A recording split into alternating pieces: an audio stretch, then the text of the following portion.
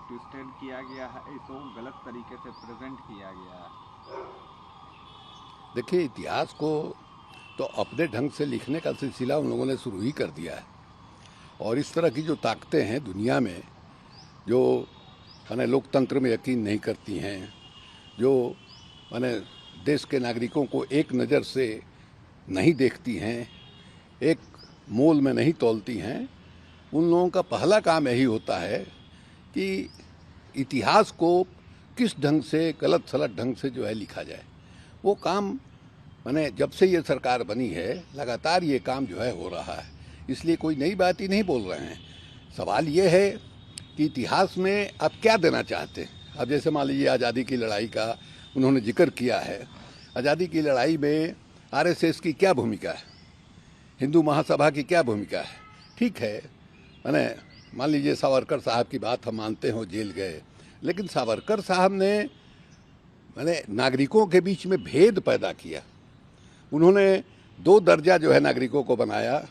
एक वो हैं जो जिनका पूजा स्थल, जिनका धार्मिक तीर्थ जो है यहाँ है, और कुछ ऐसे हैं जिनके धर्म ओरिजिनेट यहाँ नहीं किया, धर्म की उत्पत्ति जो है यहाँ नहीं हुई, लेकिन उसको मानने वाले यहाँ लोग हैं।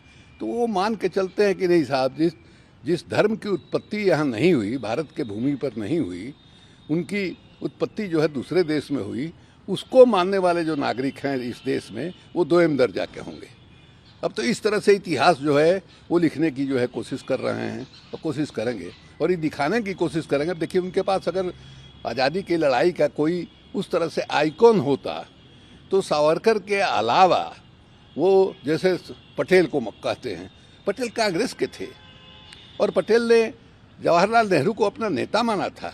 उन्होंने खुद कहा था कि लीगन, रोमन साम्राज्य में जो टुकड़ी होती है, सबसे लड़ाकू जो दस्ता होता है उसको लीगन कहा जाता है। उन्होंने ये कहा था कि हमारा जो लीगन है, हमारा जो लड़ाकू दस्ता है, उसका नेता जो है जवाहरलाल है, ये उन्होंने कहा था। तो आपके पास अगर कोई उस तरह का आइकॉन होता, उस तरह का कोई व्यक्ति होता जिसको आप जो है सामने रख सकते थे, उस तरह तो है नहीं।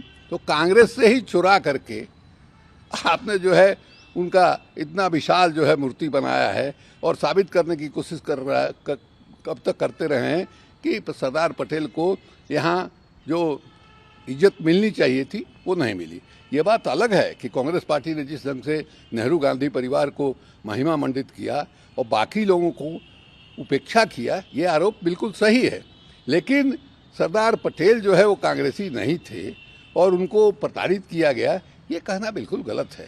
तो उनके पास कोई है ही नहीं, उनके पास कोई है ही नहीं। सावरकर का ही एक नाम लेते हैं जिसमें वीर लगा हुआ है, उसको लेकर के तरह तरह का विवाद है। उस विवाद में हम नहीं पढ़ना चाहते, उस विवाद में हम नहीं। लेकिन सावरकर ने तो कहा है कि गाय हमारी माँ नहीं हो सकती है। नहीं, हिस्टोरियंस और स्कॉलर्स उन्होंने अपील की है कि आप लिखे, केंद्र सरकार आपको सपोर्ट करेगी। हैं? हिस्टोरियंस और स्कॉलर्स उन्होंने कहा है कि आप इतिहास को फिर से लिखे, केंद्र सरकार किसको कहा है? कुछ हिस्टोरियन तो है जिन्होंने इतिहास को लिखा है, उनको तो नहीं कहा है।